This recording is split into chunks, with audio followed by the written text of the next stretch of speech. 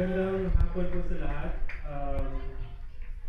So when I was asked to give a speech, it got me thinking what to say to my teammates, my fellow alumni, my seniors, and to the people who gave so much to this sport.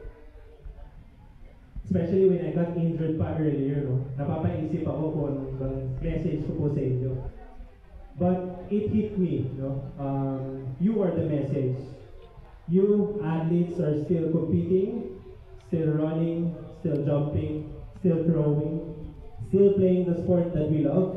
So kudos to all of you guys.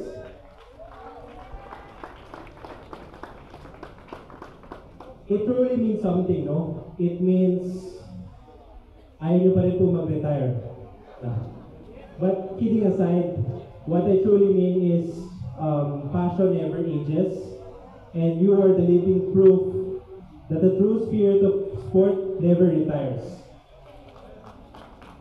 Yes, we may have a bigger jersey now. Ako po dati medium, ngayon XL na. And I think a lot of you needed a little bit longer to stretch, no, para iwas po injury. But I think a lot also sacrificed to train in the oval, wake up, and even watch YouTube and TikTok videos. But that's the beauty of our sport. We learn, we grow, we evolve, and you showing up already here is already an inspiration to all of us. No?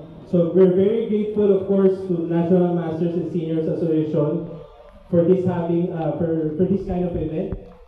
So on behalf of the TAFA, we wish you all the best.